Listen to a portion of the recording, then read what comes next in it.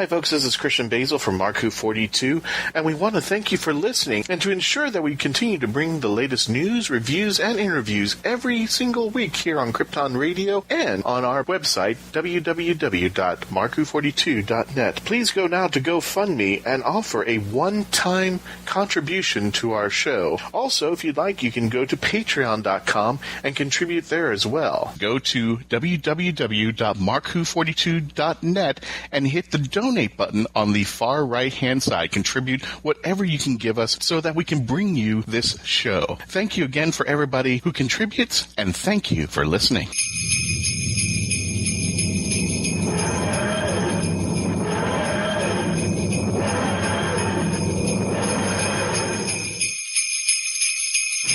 Hello, I'm Peter-Capaldi.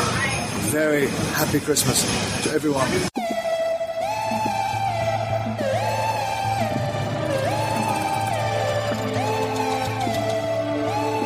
Hi, I'm Sebastian-J-Brook from Doctor Who Online, wishing everyone a very Merry Christmas, and hello to everyone at MarkWHO42. Welcome to MarkWHO42. That's right, MarkWHO42, here on Krypton Radio, the Doctor Who online radio show. My name is Mark-Baumgarten. I'll be your host, and with me today is... Jolly Holly Christian-basel. Oh, your name fits perfectly for the season. Jolly Holly? Yeah, that's true. No, the other name. We are getting so close to the end of the year. It's almost... Oh, yeah. Wow, 2015 just flew by, and 2016 is just around the corners. And we got some really great holiday episodes coming up for you guys. We're really excited about this. And we're going to start off 2016 with a big, big bang. Oh, yeah. The Big Bang 3. Wouldn't it be? We had the Big Bang, we had the Big Bang 2, so this will be the Big Bang 3. Like you said, we've got some great shows coming up to end the year, and this episode is no slouch. I'll tell you that. We're going to have interviews for you for the next 3 weeks. Next week will be the two angels of Christmas. We're going to have a great show for you, but this show is very good as well. We've got Kevin-Sharpley, who is the creator of the Beach-Chronicles, which Christian can tell you a little more about, and we will, but that's after the break. Right now, we've got an interview with one of the people who run DW Online, which is a Doctor Who news site on the internet, and his name is Sebastian-J-Brook. Yes, sir, it is. I think it's Sebs for short. Yeah. So why don't we go to that now?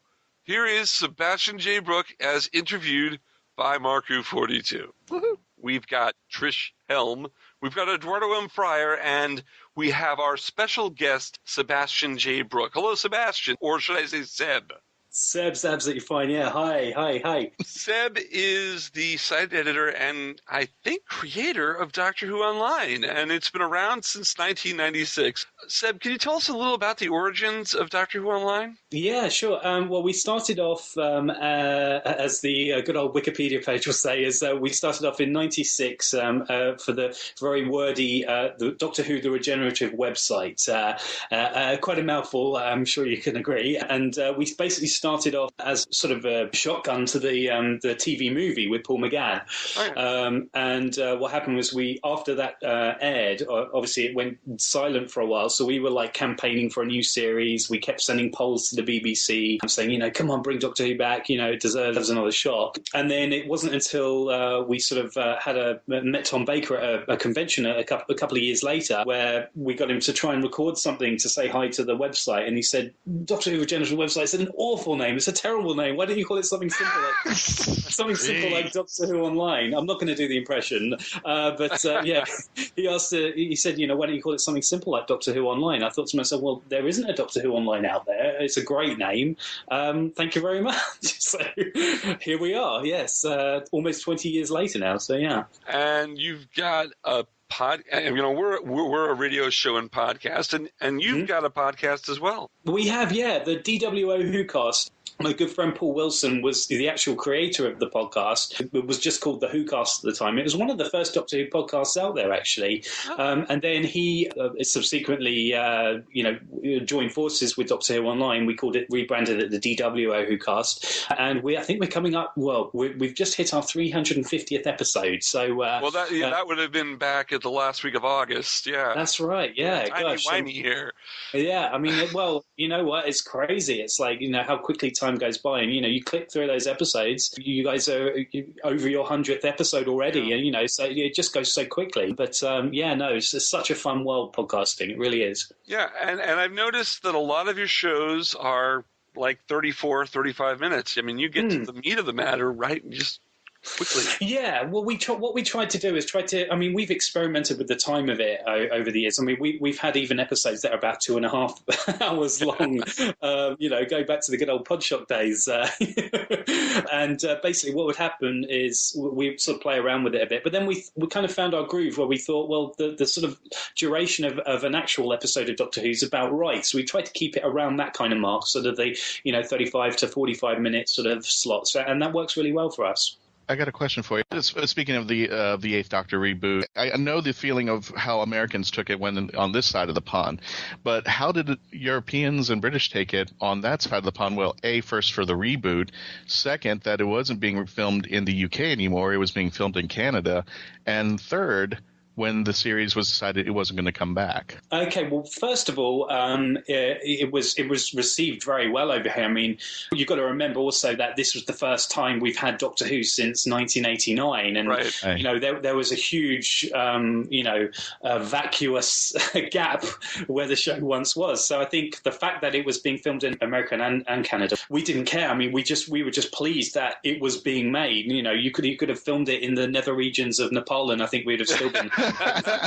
And the underground basement. Yeah, the nether regions of Nepal are quite nice, I'm told. But no, it was. I think it was just we were just pleased to have anything new for Doctor Who, and then obviously the subsequent unhappiness when we found out that it wasn't being picked up, and also shock because I think a lot of us thought it was the movie, especially for me. I felt was very well made. I thought but Paul McGann was born for the role. He was really good. I think even Daphne Ashbrook was really good. I think it was just such a shame that nothing happened. Well, but there were a couple of problems with it, I think, because one, it was definitely a regeneration crisis episode. So we didn't actually get to see Paul McGann get into the way that he would have portrayed it perfectly, as he does in Big Finish. God. The other problem was... I think he stabilized like mid-film. He did stabilize. Well, yeah, but mid-film was already half an hour of Sylvester. There was only 60 minutes of Paul McGann, so you had 30 minutes of Paul McGann kind of all right. Well, that was the criticism because everybody was coming up and saying, okay, here's the start of Doctor Who, here's the seventh Doctor. Nobody even knows in America that he's a seventh Doctor, let alone they think he's the main character, trying to get used to him. The next thing you know, he's shot to death and then he's changing things. So apparently, at least in an American audience, it didn't make sense to start off that way. The way Russell T. Davies brought in number 9, it was, here we go, and then we'll explain what happened later. There was another problem, I think, with the 8th movie. Fox really didn't want to put it on their network. I mean, they got it as a TV movie, and they put it on opposite the season finale of Roseanne. Yeah, that didn't do us any favors, did it? And that was the kiss of death because everyone wants that episode because John Goodman's character has the heart attack. And so the numbers were down in America. Now, I know in England it was like the number 2 thing that week. Yeah. I know it, as I say, over here it did very well. And I think we were quite surprised to hear that it didn't do well over in the States. But then, like you say, it's a go-figure moment when you put it up against like a season finale of a TV show. It's like, especially Roseanne. It was even worse. We're not talking season finale. We're talking series finale. It was the end of it. Yeah. Well, not only that, but the way that Fox advertised it, the first time I saw Fox advertise it just happened to be at 2 a.m. I was watching a movie because I couldn't sleep, and there it was. At 2 a.m. in the morning and say, and it was like a blip, and and it was one of these Fox Tuesday night movie specials. Right. And they had a list, and all of a sudden Doctor Who shows up, and it's Paul McGann putting his hand through the window, and then you see the spinning TARDIS from Trial of the Time Lord, and that was it. Yeah. And I was like, that was it? I know. They didn't want it on their network, so they killed it. I mean, it was pure suicide the way they put it on. They didn't want it. Well, probably what happened was, at this time we're talking 96, Doctor Who was still sort of this cult classic type thing. But it didn't have to be. Paul McGann could have brought it to the mainstream. It didn't have to be, but unfortunately that was the time we were talking about. You know, it was still kind of a cult classic thing, and somebody at Fox was like, okay, well, you know, if we got to do this, we got to do this. You know, okay, yeah. I think I had a guy. I knew a guy in college who saw it. It was kind of weird, you know, rubber monsters and whatever. You know, they just that time period. It wasn't cool to be into Doctor Who. It's true. It wasn't. I mean, even right through until 2005. Until 2006 here, it wasn't to be a Doctor Who fan in America. And to make it a more kick in the pants, we lost John Pertwee that year. So I mean, it was just like it was just caving in. I know, it's true. I mean, it's almost like there was a sequence of events that were just destined to come up against Doctor Who. But then again, you think to yourself, well, if those things didn't happen, would we have had the series, you know, as we know it now, back in full force? So, I mean, sometimes you think these things are meant to happen. But then again, I would have loved to have had a whole season, at least, with Paul McGann. I mean, it was you know, I think a lot of fans felt shortchanged. Did you start the website before or after the movie came on? I started it just before the movie because I heard that it was coming out again. And I remember in the 90s, I was a big fan of collecting the VHSs because it was the very early 90s that I really got into it. I mean, because, you know, 96, I was the tender age of 16 back then. So, you know, I was still, you know, in relative terms, you know, a young fan as opposed to the old fan. We're pointing out my age again. I mean, really. Yeah. Who was it that mentioned they were fans of the 70s? Go to bed, old man. Oh, jeez. When I was your age, Tom Baker was on PBS, and we had to watch it with wibbly-wobbly, timey-wimey sets and monsters made from things at Home Depot and Office Depot. Well, it was more like, you know, when I was your age, we didn't have this DirecTV nonsense. We had to watch it on PBS, and we had to use those rabbit ears, and we had to change the input to 3. You know, we still had more channels than Seb did, so let's right there. Seb had very few channels back then.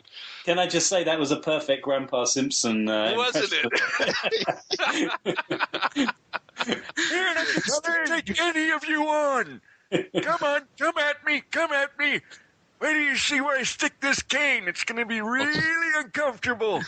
Seb, going back to that question, how did the folks in the UK feel that Canada was filming it instead of the UK? Again, I really genuinely don't think that came into it much. I mean, it as I say, it was just overshadowed by the general feeling that, you know, we were going to get New Who. We didn't care where it was coming from. It was just the fact that it was coming from somewhere. I mean, there were talks initially about Atlanta. I think it was the year before. There was a little mini feature about that in Doctor Who magazine about an Atlanta-based company, you know, taking over the rights. But then when we found out that it was a Fox BBC co-production, there wasn't any sort of negativity, certainly, that it was in Canada as opposed to the UK, just the fact that we were getting New Who. Now, how did the UK react to the Kiss heard around the world and the little, oops, I'm half human thing? Yeah, I mean, so here we go. We got a load of fans that, you know, obviously quite canon-centric. I know I'm one of those fans. I like my canon. I like things to be in their place in Doctor Who. But then I think, you know, at the end of the day, again, sorry, I keep going back to this, but I can only speak for myself. But I remember thinking to myself, okay, yes, this is something that the Doctor hasn't usually done before, or doesn't normally do. But I'm watching new Doctor Who, so I don't care. You don't care. I can deal with that if they, you know, as long as I have more new Doctor Who. But, you know, the fact that it was just the one standalone. I mean, I know I really didn't. You know, it didn't fester at all with me. I didn't really worry about it, to be fair. But yeah, at the end of the day, I think almost added a new strain to the character that they said he was half human. So, I mean, it was also kind of a throwaway line. They did bring that up in the Virgin New Adventures. I mean, It wasn't something that they made up. Yeah. It was already out there. Yeah. But it's quite interesting to see how the new series have completely disregarded the line. Yeah. Yeah. Well, I know that there was a comic that did actually touch on it and indicated it was a fake out by the Doctor just to mess with the Master. So okay. they kind of hand waved it out. This was when IDW had the license, when the American company. So I don't know, like what's it like over there when a company has the rights to publish Doctor Who comics over here? I mean, do you guys, as fans, do you like, okay, we count that, or do you kind of like, depending on who publishes it, are you kind of like, okay, well, we don't have to count it if we don't want to? I mean, obviously, the bigger the name of the publisher, the more sort of gravitas it has behind it. But I think at the end of the day, as long as the character of the Doctor and everything that's been established beforehand can continue without sort of interrupting it or challenging it too much, I don't think it really matters that much. I mean, good story writing is always a big thing. And then you got people like Paul Cornell now, who's just written the Four Doctors comics.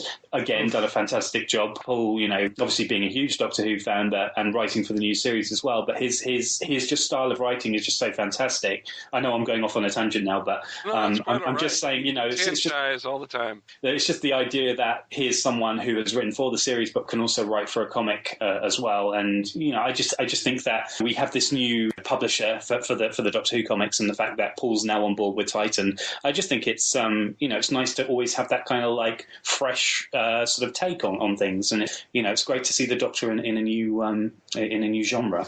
I want to talk a little about your website because we have you on the show, for that reason. Okay. First, let me give out the URL address. It's www.drwho-online.co.uk. And keep in mind, Doctor is abbreviated, so it's DR. Doctor is abbreviated.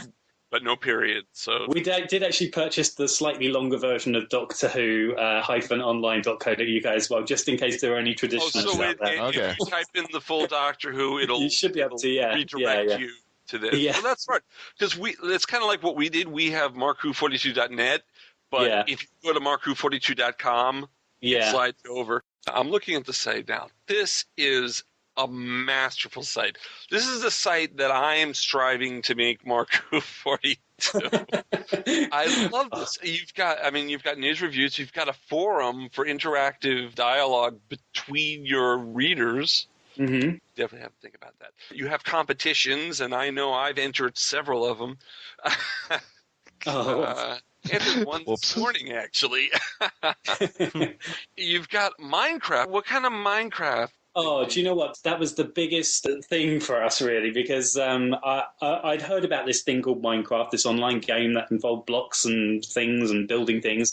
And it was actually one of those situations where someone's like, oh, you should do a Doctor Who server. It'll be fun. And I was like, oh, I'm not sure. And then I was like, all right, go on then, we'll do it. So we started it up, and all of a sudden we were noticing, like, we're getting double figures of players on there, and then we're getting triple figures of players on there. And we're like, okay, this is obviously a lot bigger than we thought. And then in literally a very short space of time, I'm talking weeks, it became the biggest Doctor Who server on Minecraft. It was just, there's so much creativity out there with fans, and we've got walkable sets, we've got worlds that have been created on there, like loyal representations of worlds from Doctor Who on there that people can actually interact with and build Doctor Who related things for. We've completely recreated London on there. If you actually go in there with all the Doctor Who twists in there as well, but it's an actual walkable, scaled down version of London that you can actually sort of go through. I mean, just for that alone, it's fantastic. But I have very little credit for myself on this. I was just the yes man, basically. But I have a team. Being the yes man is a good thing. Take it from me. I'm where you are, except I'm not as high. Yeah, no, don't worry. I mean, it's as I say, it was just a decision that I made, and I have such a good team of people who dedicate their free time to maintaining this server and making sure it's always up to date, and dealing with all of the people who have questions and things on our forums, because we link it to everything. This is a good little tip: is linking everything back to a forum, a main discussion area that people can talk about all the different aspects of your site, whether it be episode guides, news items, competitions, features, interviews, things like that. We always link it back to there because there's like a central point that everyone can talk to you about it. So they just do a fantastic job. But that was how that came about, and it's just become massive. I mean, we have at any time now we can have as up to 100+ people on there, and it's it's just great to see. Yeah. You're creators of content on the site. Mm-hmm. I'm assuming they get a stipend for what they're putting up there, because I mean, this looks like a moneymaker. I mean, the site itself, the only sort of money that we generate from it are from donations for things like Minecraft and for the for forum upgrades and things like that. And then the actual main sort of revenue generator is our ads. I mean, obviously. Yeah. One thing you'll notice when you look at the homepage is, they have a few ads. A few? Yeah. I mean, only a few. Just only a few. Only a few thousand. Collect the whole set. There was a time when we had over, I think, 80 or 90 even on there, and we've actually scaled it down a little bit now because we do want to focus more on the content side of it. Having a bit more content, because it can look a bit unsightly when you've got tons of ads on there. So we have limited it down a little bit. I think when you look at the very top of the website, I think there's no more than about 5 on there now when you look at the very top, and then it's when you scroll down. Yeah, when you scroll down though, it's kind of like the back of a magazine. Yeah, well, that was kind of what we were going for, because at the end of the day, some people like to look at those sections in a magazine, and I know we've had emails from people who say, "Oh, well, we love the ads on your site. It's always nice to see what's coming out or what fans have made and what's on offer." And sometimes they're the things that people aren't aware are out there as well. So it serves certainly a good purpose. Now, is your site completely originally coded, or is it a template? It is an amalgamation of. It's basically, if you look through the source code, it's an evolution of technology since 1996. We've got on your about page, you've got pictures of the different versions of your site. Yeah, it's true. Continuity, but it's an amalgamation. I mean, it's mainly .NET, and we've got a lot of JavaScript in there as well. But it's always a goal of us to make sure it's under 100K load, so you don't have it doesn't take a long time to load everything on there. So we've got a lot of technology. There's some HTML in there for the traditionalists as well. So we've got a lot of technology in there. But the forums are completely their own technology. It's actually one of the most technologically advanced forums out there. And again, I have no credit for that. It's a guy called Rob Halliday who deals with our forums, and it's just fantastic. It's so teched up in there. I really like it. How did you find these people? These people find us. I mean, we are so lucky because Doctor Who fandom is incredibly creative. So Rob was someone who was a 15-year-old who emailed the site saying, "I love the site. I'd love to do something to help out if I can." And he was this database genius who and he knew code in a way that I couldn't even dream about. And I thought, well, look, okay, he's only 15, but this guy knows more about it than I do. So if he wants to do something, he was 15? 15, yeah, and I think. Oh my God! Yeah. And that was about 5 years ago. So he's now an adult. Okay. So yeah. Cool. But when you started out, how did you fund it? I mean, was it was all out of your pocket? Oh yeah. I mean, there's still even now. I mean, it's still quite an expensive site to run. It costs around £500, which is about $700-800 a month to run. We have to have a dedicated server because of the sheer volume of traffic that it generates, and the forum's obviously quite heavy on there as well. So there's that sort of side of it. We've got all of the domains. So you've got DWIWhocast, DoctorWhoOnline.com, the elongated DoctorWhoOnline.com.co.uk as well. So we do .com and .co.uk. So it's all those things we've got to keep on top of. The Minecraft side of it. So it's, but yeah, no, it was all started, out of my pocket and stuff. So I'd do little website design jobs and for other people, and then whatever I'd make would just go straight back into the site. And then also, as I say, we got very generous donations from the fans of the site as well. So yeah. So how did you feel when you found out that Doctor Who was going to come back? Over the moon. I mean, did you guys have a big did you guys all get together to watch it together? Or no, you know what? No, because it was a very quiet thing. I was one of the guilty people that watched the version that was doing the rounds before it actually went live. Oh, the torrent, torrent that was out. Oh yeah. That's actually an interesting thing, because in America they didn't actually start showing Doctor Who until 2006. Oh, really? But a Sci-Fi Channel didn't put it on until 2006. However, thanks to the way that you watched your first episode, I got to watch the season. One thing we have to say is we all have to thank the Canadians again, because the Canadians were very nice. That gentleman who lost his job. Thank you very much for losing your job. They gave us Doctor Who in '96, and they gave it to us 11 years later, or 10 years later, or whatever. And we didn't have to have Graham Norton interrupt our show. No, this is true. Yes, this is true. That's become somewhat of a tradition now. If Graham Norton doesn't interrupt your episode of Doctor Who, there's something amiss. But yeah, no, it was. I actually, funny enough, only recently sort of came out about the whole having watched it as a torrent recently, because Cameron, who's the current guy who runs our podcast, he also runs Blog to Who, another really good sort of UK Doctor Who fan site. So we were just talking about it, and he was like, "Come on, did you watch it? Did you watch it?" And I was like, "Yeah, okay, I did." Here I was protesting all these years, but no, I did watch it, and it was really funny because I watched it. I had a friend who was in Leicester in the UK called Christian Harris, and he was watching it. We were both watching it at the same time and talking to each other over, I think it was over Skype or something, at the same time as we were watching it. I've done that. And we were reacting to it at the same time. It was actually quite a special thing, actually. I look back at it with quite fond memories, and I'm glad I did see it before it went live, because seeing it live almost made it special all over again. So, what's interesting is I actually have a WHOvian friend who's in Britain, and it kind of a funny joke. And I'm not advocating piracy at any cost or anything like that. No. But he was going like, the BBC should never be worried about WHOvians watching Doctor Who, because they want to see the show in advance. Then they'll watch the premiere. Then they'll buy the DVD. And they said, like, we will watch it again and again and again, and we'll still buy it thereafter. So I was like, I've been buying the Blu-rays, and I still watch it. Exactly. As you say, I mean, I don't sort of condone piracy either, but I mean, it was the fact that, we get sent stuff all the time, and this literally came through our mailbox, and it had all of the branding on it and everything. And I was like, how can I not watch this after not seeing anything for 9 years or whatever? So I was, I couldn't resist, really. So yeah. How did you feel when you watched it?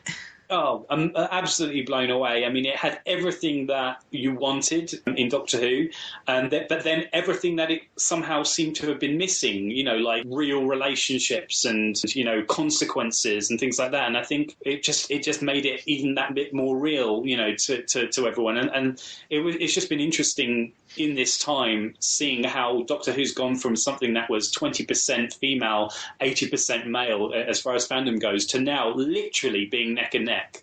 As we were saying, thanks to David Tennant as well, I'm sure. It's just fantastic to see that women are being loud and proud about their Doctor Who love as well. So, yeah. So you would probably agree to this quote that I've heard, which is the original series injected a brain, but the new series injected a heart.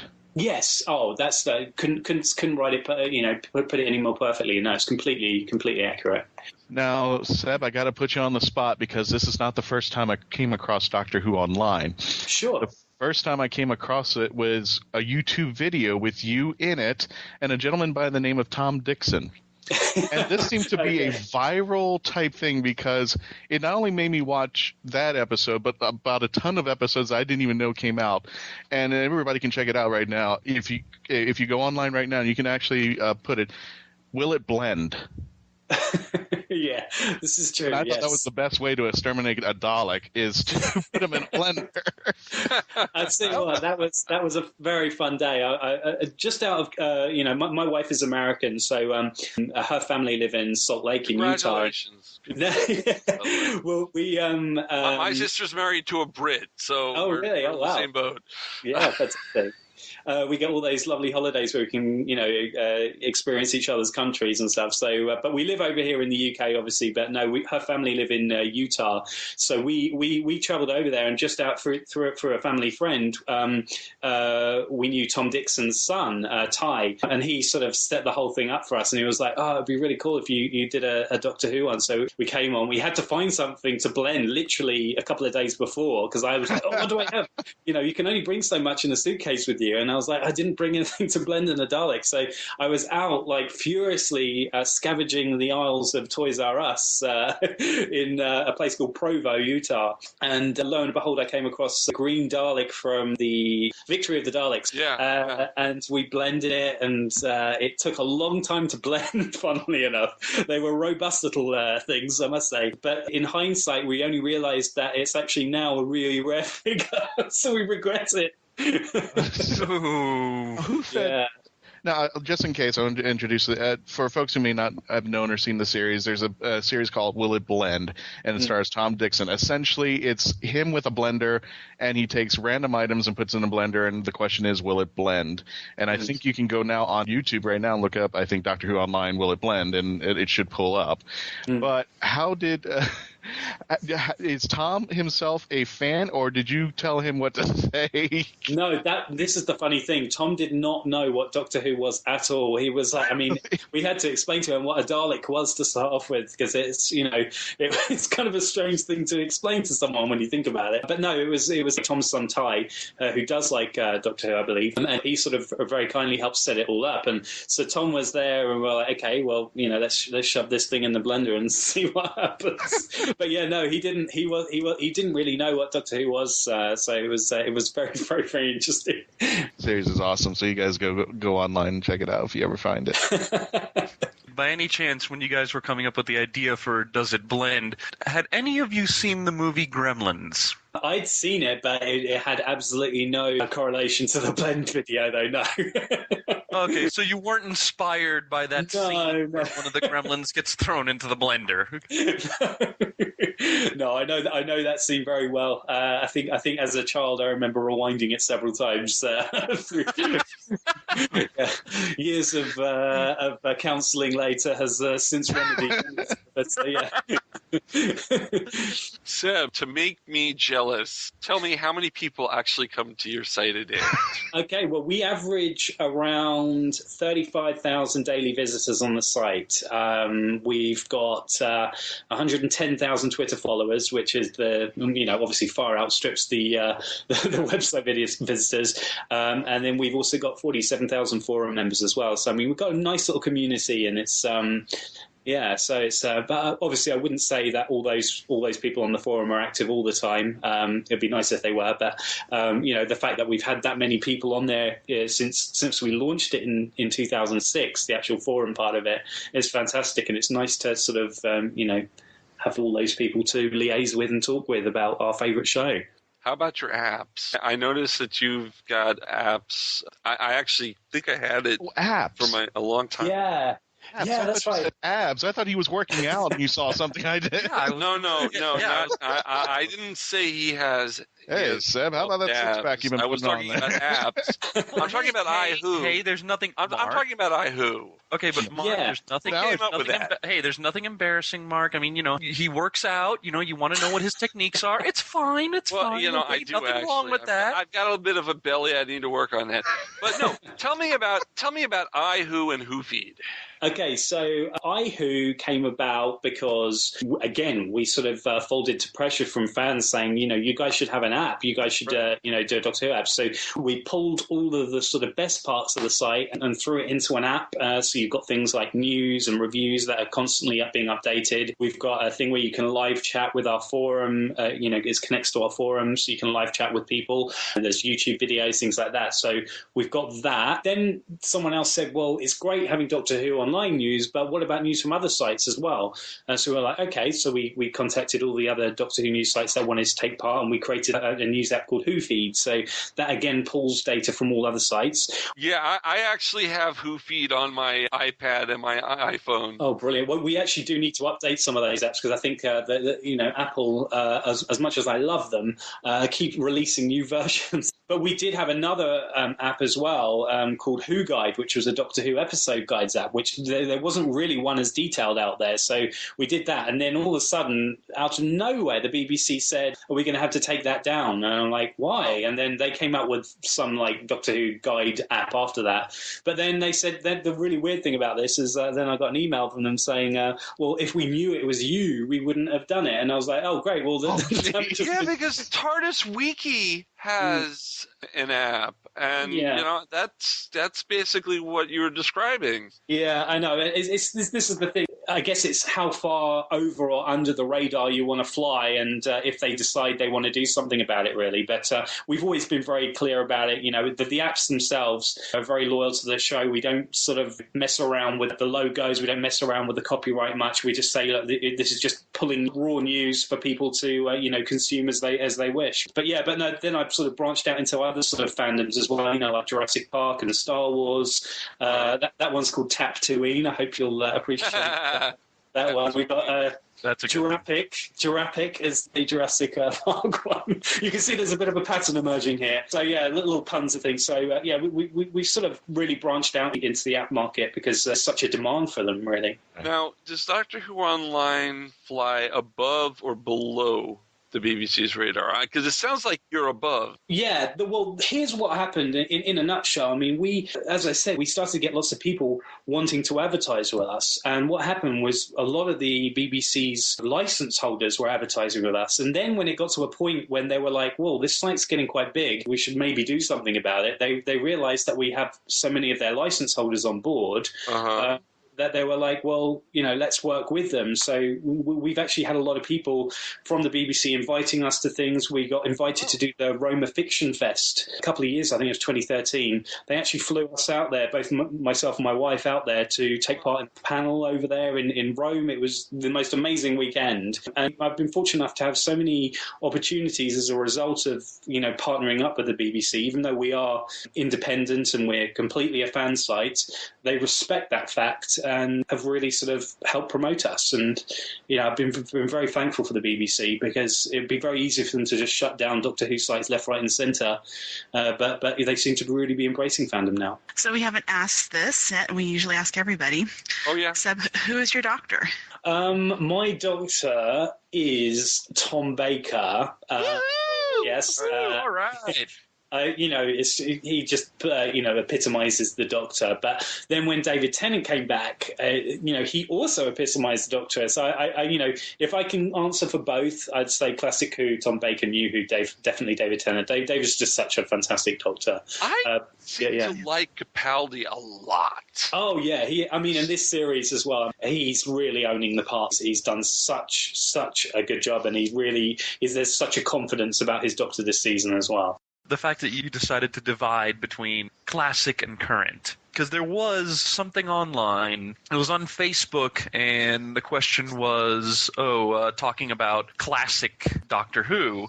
Mm-hmm. And there was a gentleman who essentially said, started popping out, I think, some David Tennant stuff. And then it got into a little bit of a discussion as to what defines classic, because the gentleman did start to rag on the classic series in the sense that, the sets weren't that great. Some of the acting wasn't that spectacular. And then said, he pulled something out from the new series because, it was so wonderfully made. It's considered a classic. I see what you mean. I think what we're talking about is Doctor Who is one show with two very distinct eras. One being the classic era, which for many is 1963 to 1989, with a little pocket bubble for 1996 as well. The 1996 is a sort of a no man's land between the old and the new. And when we use the term classic, we mean the show of the past that we remember. Now, obviously, you can have a new series episode that is a classic in the sense of, this is an instant classic, like Blink, for example, is a classic episode. But then you have something like, let me think, what was the one with the little lobster in it? The Crimson Horror, that's it. Yeah. That's an episode for me that had a very classic feel about it, a classic series feel about it. So I guess we've got to be very careful about how we define the word classic. So put like that proviso where, if we're talking classic, great classic Doctor Who moment, putting in, when we mean classic, we mean the 63 to 89 series. Exactly, yeah. So, but for me, I mean, some people still say it's two shows, but for me, it's always one show. The continuity is there from classic to new series. I don't care about the fact that there were wobbly sets and things like that. I think if you're truly invested in something, you forget about those kind of things. Yes, it's something fun to look back on now and again, but Doctor Who was a product of the time and what was available at the time. And I think, if anything, the show should be commended for the fact that they got so much done on such a small budget. I mean, you consider what they had for a budget back then compared to what they got now. It's just fantastic, and applaud, everyone that was on that should have been applauded. I think they did a fantastic job. Oh yeah, like something I pointed out in defense of the classic series is the Hartnell episode, The Aztecs. Yeah, exactly. I mean, it wasn't exactly up to modern standards, but the story was there, the acting was there.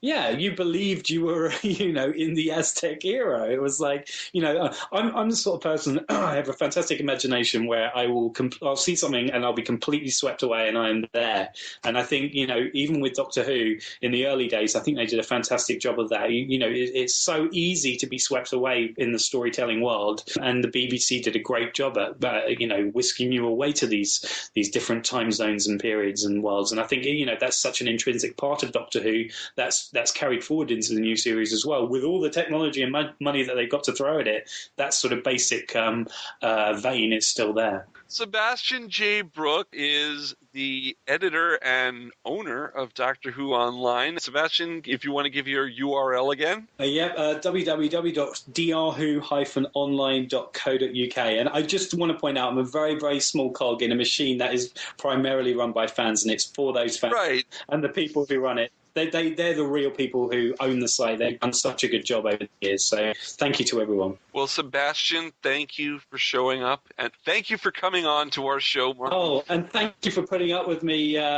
tying down a date. I mean, you guys, thank you so much for having me on the show. And so sorry for taking so long for finally getting behind the microphones.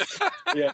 A question I just thought of. Have you ever listened to our show? I have listened to an episode. Yeah, I listened to an episode. When was it? I think it was in February I listened to it. Okay. As I said earlier on in the show, I love all things Apple, and it was something that got recommended to me. I think it was I don't know if it was on iTunes or something like that, but it just came recommended to me, and I downloaded it and listened to it and really thoroughly enjoyed it. So, and carry on, the fantastic work. As I said, there's never too many Doctor Who podcasts out there, and the waters are not muddied by too many people at all. Ignore whoever says that and just carry on doing a fantastic job. It's not the problem that there's not enough. I would love there be billions of Doctor Who podcasts. The problem is trying to listen to every Doctor Who podcast. Yeah, there's too many to listen That's to. That's the challenge. So if you're going to listen to two podcasts, if you're going to listen to two podcasts that are Doctor Who, you should listen to us, MarkWHO42, and you should listen to the DWO WhoCast. And where is that located? That's on iTunes, but it can also be... You can also go to dwowhocast.com, and that's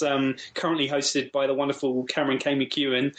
We like our middle initials here in the UK, as you guys do in the USA as well. We do. But yeah, he's also the owner of Blog Who, which is also another really good Doctor Who fan site. So a little nod to Cameron there. Once again, thanks, Sebastian, very much. Oh, pleasure. Thank you so much. Really, real honor to be here with you guys as well. Thank you. And gals as well. Thank you, Trish. Well, that was a great interview, but that's not the only interview we've got today. When we come back from this commercial break, we're going to have Kevin Sharpley, creator of the Beach Chronicles. So we'll be right back here on Krypton Radio. The voice of Christian-basel, take one. Hi, I'm Christian-basel, and I would like to provide my voice for all your voiceover needs, such as... Okay, like an announcer. Like a what? Like an announcer. For all your voiceover needs, such as animation, radio, announcements, introductions... Now an old man. I can even record voicemail for all the Meshuggahs that call you. A pirate. Arr, and it won't cost you a lot of treasure for me services. Arr. Creepy movie voice. Just call 407-761-2679. 407-761-2679 or email voiceofchristianbasel@yahoo.com. Well, how was that? That's a wrap. Kid, Yes. Shut up. Beyond the Night is the GCRN's latest review podcast. We are covering everything in the Knight Rider television universe, from the classic 80s TV series to the 1991 reunion film Team Knight Rider, and the 2008 relaunch series as well. So join TFG and Mike and Dion the Music Man as they go in-depth and Beyond the Night only on Geekcast Radio Network. You can find Beyond the Night in iTunes and on www.geekcastradio.com. Get. Yes, Michael. Just keep driving. Attention all WHOvians! While you're waiting for the new episode of Doctor Who, start your own adventures with a book from MarkWHO42 Books. They carry unique and rare books at affordable prices. Visit amazon.com/shops/MarkWHO42. That's amazon.com/shops/MarkWHO42. MarkWHO42 Books. Set your imagination free into the Whoniverse.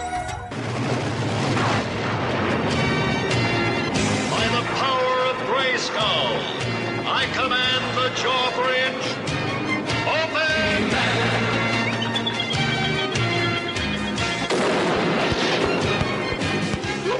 The Powers of Grayskull series will cover every episode of all 4 Masters of the Universe cartoons. Join Optimus Solo and myself, TFG and Mike, as we tell tales of Eternia, discover the myths of Etheria, become masters in space, and finally Masters of Grayskull. We'll have a commentary on the Secret of the Sword film and a few other special episodes. You can find this 125-episode-long podcast in iTunes and on the web at geekcastradio.com. By the power and honor of Grayskull, we all have the power. Hurry, Skeletor, hurry! I am hurrying, I'm hurrying! Hi folks, this is Christian-basel, MarkWHO42, and if you've been lucky enough to catch us at conventions and wondered how you could hire us to come to your convention or special event, simply go to Heroes on Hand, click the podcast icon, and click the icon for MarkWHO42. On our page on Heroes on Hand, you can actually click the button that says click here to book MarkWHO42 for your next event, and that's all you have to do. Once again, if you wanted to hire us for your next event, simply go to heroesonhand.com, click on podcast, click on our icon, and click the green button to book us for your next event. You're going to love us. We'll see you there. Hey everybody, this is Chris Harrelson. I am a featured walker on seasons 5 and 6 of The Walking Dead, and you're listening to MarkWHO42. Welcome back to MarkWHO42. I'm your host, Mark Baumgarten, and with me in this holiday season is Christian-basel. With me is Patty Hawkins, and we have a very special interview today, and I'm going to let Christian run it. So Christian, go for it. Mark, is that a little dangerous that you're giving me the keys to the kingdom? No, I think that you deserve the keys to the kingdom. You've had them before. Well, we have a very, very special guest today, and if some of you have been with us for a while, we did an interview with Arlene Tur, who was actually in Torchwood Miracle Day throughout the series. She was Dr. Suarez, who unfortunately met her untimely demise, but on that episode, when we interviewed her, she said she was working on a future project called the Beach-Chronicles. Well, today our special guest is Kevin-Sharpley, and Kevin, who actually runs the Beach-Chronicles, why don't you explain it to our audience what the Beach-Chronicles is all about and how Miss Tur is involved with the show? Sure. I wouldn't say that I run the Beach-Chronicles, but I created the universe of the Beach-Chronicles. That runs it. Yeah, you're showrunner. You're like me. You're showrunner. Well, yeah, maybe we can say that. But there's a lot of very talented people that keep the project going. So the Beach-Chronicles is a multimedia project. So we have a lot of different versions. We have animated. The animated version has Michael Chiklis, Tommy Flanagan is a voiceover, Jimmy Jean-Louis from Heroes and Heroes Reborn, Arlene Tur. Arlene participates in a few different versions, the animated, of course, but also we have a live action version that we just shot. Oh, wow. Oh, cool. That's cool. Yeah, and that's going to roll out as a webisode series. So Arlene, her character not only kicks butt, which... What else is new? Which was great for us, but she also has metaphysical power, so she can control time and space. Control time and space. That's perfect for our show. That's perfect. Well, that's an exclusive. That's an exclusive, yes. I guess it's good that she got out of Torchwood Miracle Day, because now she's working on the Beach Chronicles. Now, Kevin, how did you come up with the Beach Chronicles, and what influenced you to write the storyline? The Beach Chronicles is what we call a pulp noir sci-fi saga. So the story deals in the noir area, the hard-boiled detectives, the femme fatales, and the mystery that's behind the story that these femme fatales bring to the detectives. But in a bigger sense, it's a story about the circle of life and the connectiveness of us all. So that's the underlining theme of the Beach Chronicles, and I wanted to create a story that encapsulates a theme as big as life itself. Did Frank Miller's Sin City do anything to help you come up with the idea? Although I'm a big Frank Miller fan, don't get me wrong, I've been germinating on the concept for years. I am a filmmaker, so the noir period is really, my entry point. It's one of the biggest inspiration points for me, and I wanted to create a story that moved along with what influenced me as a filmmaker. So there you go. Well, that's good, because noir is kind of becoming, I won't say it's forgotten, but certainly among the modern generation now, we need a modern noir. We need something to keep the genre alive, but it needs to be translatable to the new generation. So, I mean, Marvel Comics did do a series of noir miniseries. They did like Spider-Man, X-Men, noir. I don't know how well they sold, but I mean, I've seen the trailer for the Beach Chronicles, the animated. I've read the comic. It's great. I love it. Oh, thank you. Yeah, thank you. Well, I can say that when people see the next phase of what the Beach Chronicles is all about, it's going to get a lot more involved. And, we've had such a great response so far, but it really becomes even more exciting when people start to see the bigger story of it, because ultimately the detective that's approached by the femme fatale character, Cherry Redding, gets drawn into this huge battle and ultimately becomes the battle for all existence. So once, people get involved and engaged in the other iterations of the project, from the, the podcast to the comic book, to the animated component, and then the live action component. Each component of the project contains a different part of the story. So the activation of it in terms of what we're offering to the fans is a mystery into itself. The engagement point on all medias gives fans the ability to participate in the bigger mystery. So what is the core plot, though, for our readers? What's the what's the protagonist? How does they get involved, et cetera, et cetera? So the main character, Dirk Jensen, is a detective that lives and works on South Beach, and he is approached by the femme fatale character, Cherry Redding, and she is more or less giving him a sob story about her husband, who's a developer, and how he's disappeared. But under all of that, the story is this huge, without giving the story away. Yeah, we don't want to do that. That's okay. Spoilers. Spoilers. Yeah, right. Nah, just Yeah, it's this huge battle that's going on across the universe that no one really knows about. I have an idea. Why don't we listen to a clip from the Beach Chronicles? This will be from the podcast version of this great multimedia story. When I got in, I locked the Hissany and the art thing in my safe. I got a drink and downed it like a fish drinks water.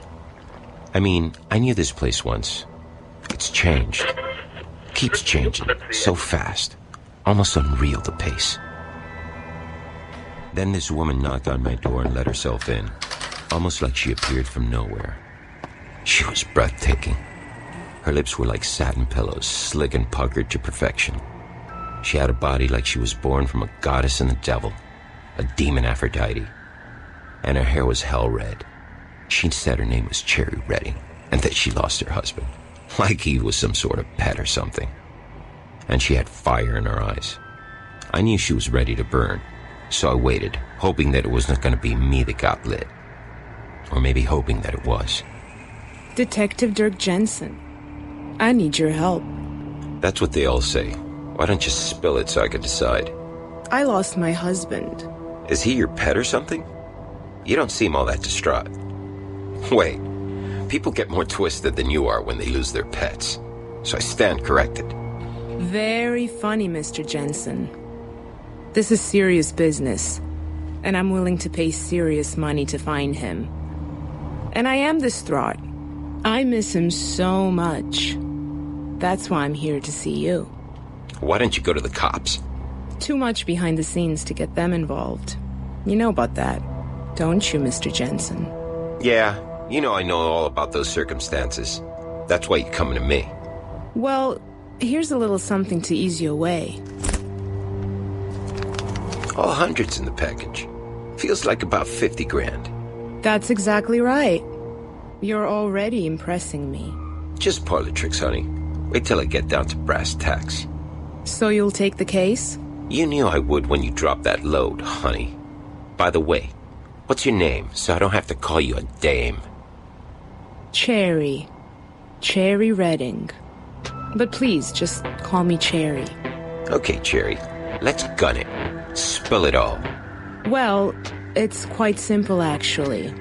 Mr. Redding disappeared last week. We own a development company and are doing the Vicar Troy building downtown. Oh, yeah.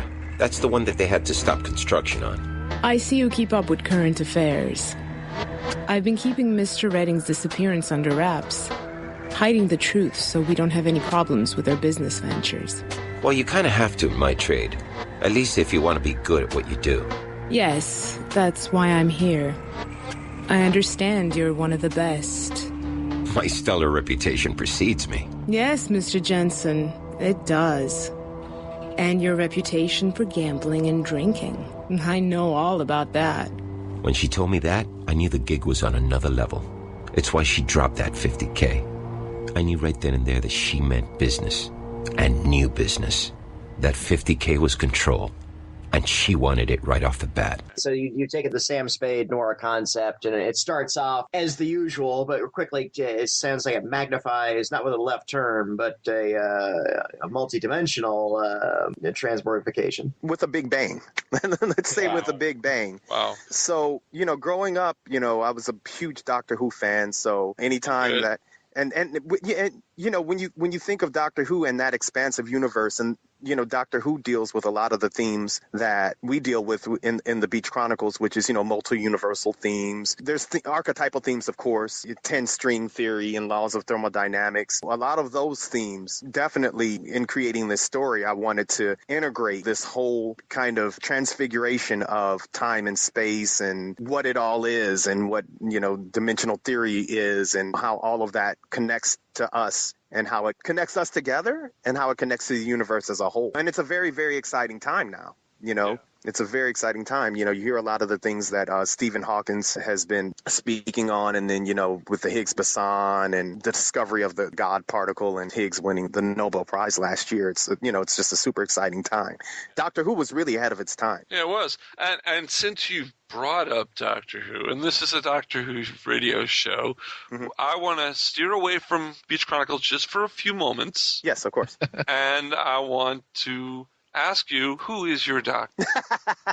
Well, Arlene being in the Beach Chronicles, I'm going to have to go with the more modern Doctor Who. Although, I was raised kind of on the older iteration. Did you watch it on WPBT in Miami? Not in Miami. Oh, not Miami. I didn't live in Miami as a kid.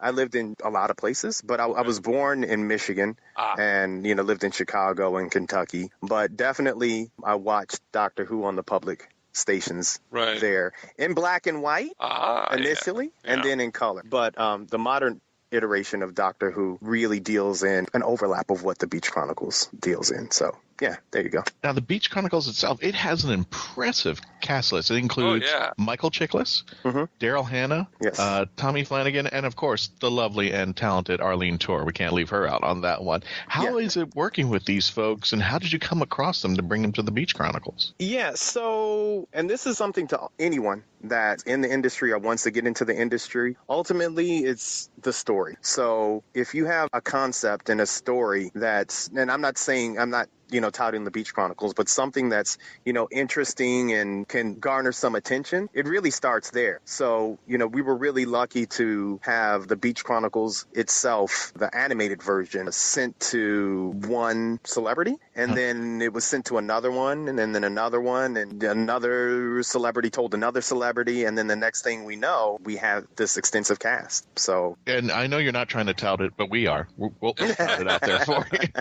And you should tout it, because it looks like it's going to be very impressive. Now, there are other people that are in this. Donovan. You've got Donovan. Right, yeah. Wow. Yeah, he did a voiceover. We have this sort of pseudo sons and daughters movement going on with the Beach Chronicles that we're really proud of, and it just happened. It was just a happenstance. But we have James McCartney, who's Paul McCartney's son. Kamani Marley, Bob Marley's son. They play a team there in the Beach Chronicles. Jacob Dylan. I know who Jacob Dylan. Got the sons of music. Bob.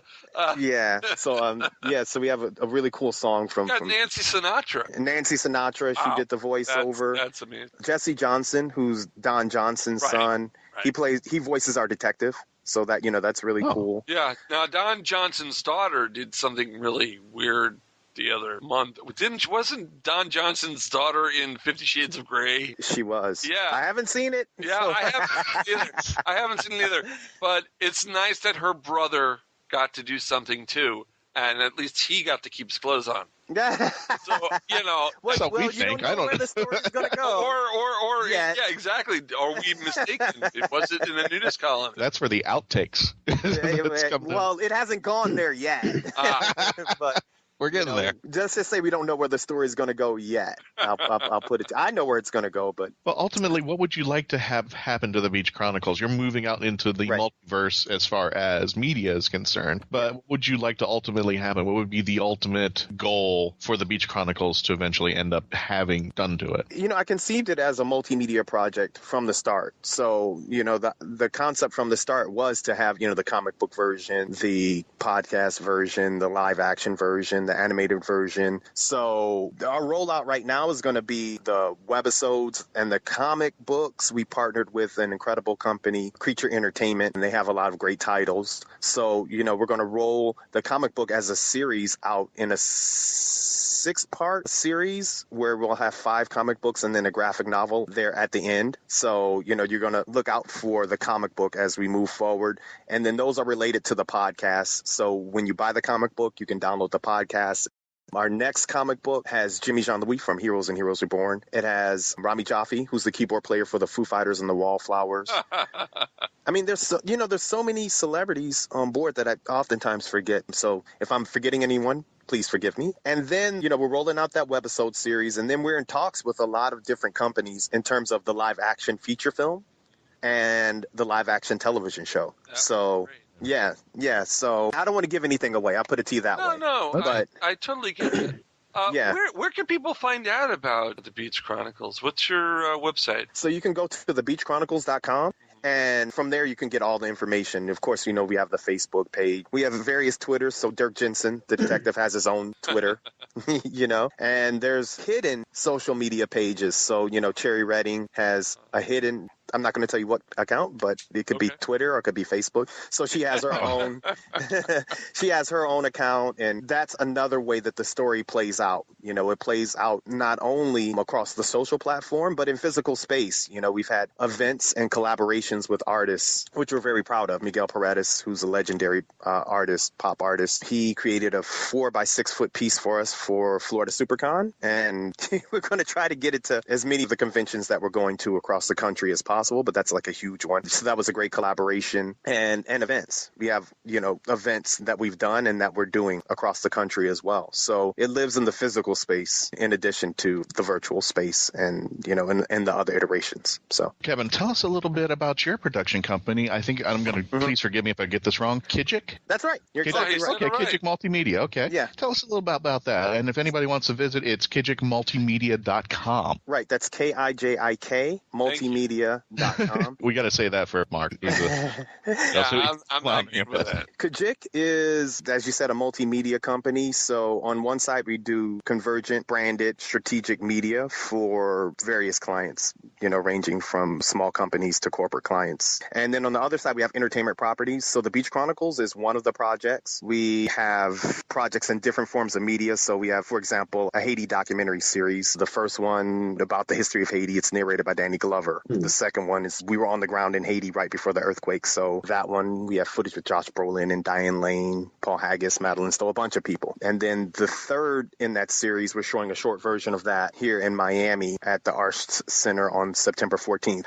And that's documentary. The Beach Chronicles, again, is multimedia, but we do everything from, narrative films to, of course, animation to we're moving into the virtual space as well. So we're working on a VR project, for example. So the company is kind of like a one-stop shop on one side for clients. And then on the other side for entertainment properties, we really have no qualms at telling the story in whatever medium is out there and, pushing into the new world of mediums. So that's the company in a nutshell. Got a question. Is Kijik looking for a Doctor Who radio show?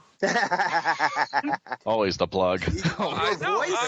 I'm just saying it would be nice to have a production company behind us. Yeah, your voices would be great in the Beach Chronicles itself, so, and, we kind of talked about that. But yeah, I mean, definitely the bigger part of what the company is all about is outreach to any kind of medium, for all intents and purposes, with the Beach Chronicles, we have our podcasts and they started off kind of on the radio program of the David Lynch Foundation, Transcendental Music. So yeah, I mean, we're always looking for stuff. I had a question. Since this is a multimedia, multi-platform, where does one actually start? Like, if somebody goes to the Beach Chronicles, and I'm at the page right now, where does a brand new person actually begin the journey? Right. Okay. So we'll have the comic book available, I think, at the end of next week. Okay. So that comic book is a great starting point. No, the comic's on the site already. Yeah, but it's not for sale. Oh, yeah. It's not for sale.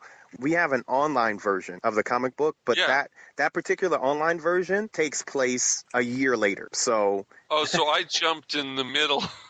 Yeah, that might not be a good starting point. I think consider it as a prequel. There you go. Well, no, it's a year later. It's not a prequel. It's actually in the future. Yeah, it's actually in the future. But I think any entry point is good because when That's what she said. It is what she said. Now I'm getting myself in trouble. Oh, we are in South Florida, so it's okay. Yeah.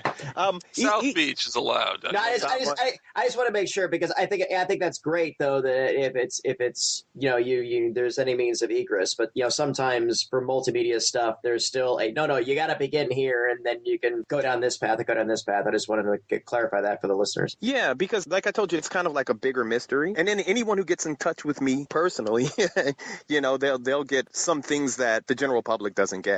And I can kind of steer people that get in touch with me personally, I'll give my email address when we're done. But, each part of the Beach Chronicles is a story unto itself. So wherever you enter into that story, it'll throw you back into kind of the nexus of the story. And I can tell you for most of the iterations, they all connect in one specific spot, and then they spread out kind of like a spider's web. So that one central point, which is where the femme fatale character Cherry Redding comes into Dirk Jensen's office, that's kind of like a jump off point. But any part of the story that people connect with will give them a full kind of story in itself. If that's an answer, I don't know if that's a really long answer, but no, it works, bro. It works. That's your answer. That's how the audience will hear about that. So, Kevin, I appreciate you coming on the show and talking about this, and our fans will hopefully become big fans of the Beach Chronicles. I just want to make sure because I probably might skip a few of the medias, but I think the big website is thebeachchronicles.com. That's right. And as Johnny Gill once said, he said that if I've forgotten anybody, charge it to my head and not my heart. So that's how I'm relaying this. I'll take that, yeah. You can find Kijik Media on Facebook. I believe you can also find the Beach Chronicles on Facebook, and they can find you on Facebook as well. Absolutely. And where else am I missing? Twitter, yeah. Twitter, at Kijik Multimedia. Instagram, at Kijik Multimedia. If you find me on Facebook, it's Kevin Sharpley. It's /Kevin-Sharpley. And you also you said you had the videos out. Could those be found on YouTube if they found the Beach Chronicles? Yeah. I mean, if you go to thebeachchronicles.com, you'll be able to plug into all the medias. Gotcha. There. And you wanted to give your email? Find me on Facebook. I think that's the best way. Okay, that's the best way. Yeah, it probably is. Don't want people just sending you spam. Yeah, I mean, it's okay, Yeah, but I think it's cooler. It's cooler, to kind of connect on Facebook. Yeah. Social media is the way to go in this day and age. Or Twitter, @Kajik Multimedia. Well, again, folks, thank you, Kevin Sharpley, for coming up on the show, and hopefully we're going to be somewhere along the way on the Beach Chronicles. We may make Oh, yeah. I'm looking forward to it. Yeah, definitely. We have a longer conversation about that. As soon as we started, as soon as we start production up again, definitely.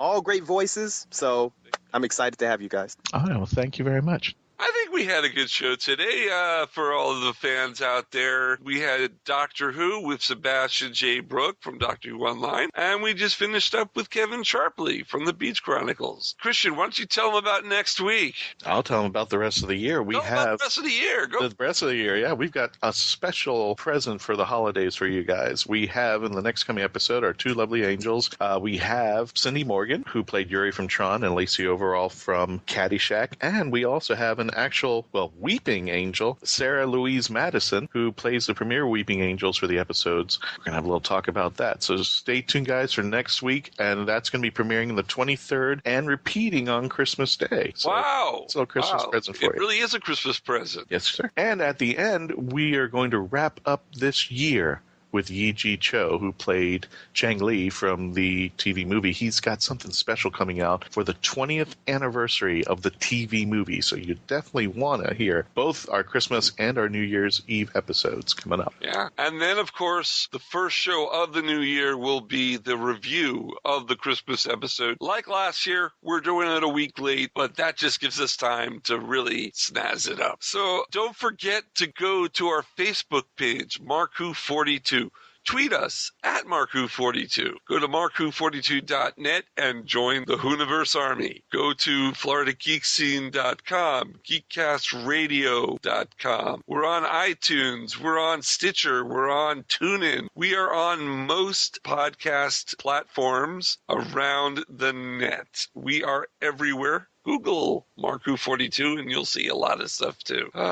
Christian, we come to another end of a show. Yeah, but we're coming to the end of the year and we've got a 2016 for a lot of things coming up out there. Oh, it'll be different, won't it? 2016 will be a new start, a fresh start for MarkWHO42. And don't forget, if you want to hire MarkWHO42 for your convention or event, just go to heroesonhand.com, click on the podcast section, click on our icon, and you just fill out the information for our agent, Chris Harrelson, and he will help you set up things so that we can come and entertain your guests and geek out WHOvian at your next convention. Oh, and definitely, if you want to subscribe and help us maintain the show, we have a Patreon site, patreon.com/MarkWHO42, or our GoFundMe.com/MarkWHO42. Definitely, you can help support MarkWHO42. So until next week, on our Christmas episode, Two Angels of Christmas, I'm Mark Baumgarten. I'm Christian-basel. And from all of our families to yours, have a safe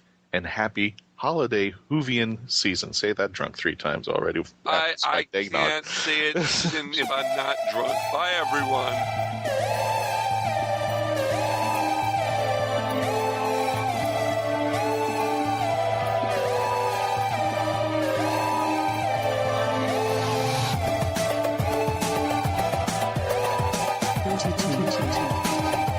MarkWHO42 was written and presented by Mark Baumgarten, Patricia Helm, Christian-basel, Patty Hawkins, and Eduardo-m-Freyre.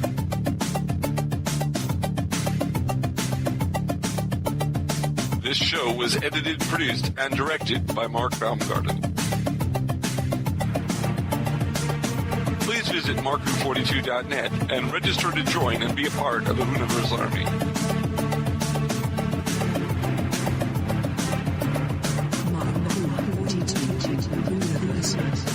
We can be contacted by email at mark@markwho42.net with the subject line ?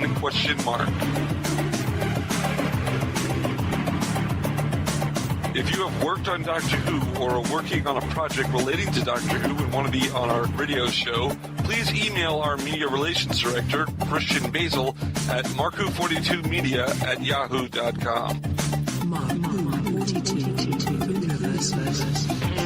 Doctor Who and its properties are owned by the BBC, the British Broadcasting Corporation.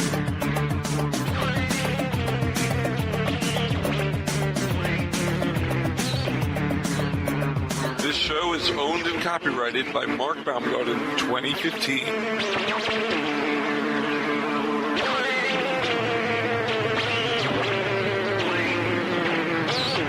You're listening to Krypton Radio.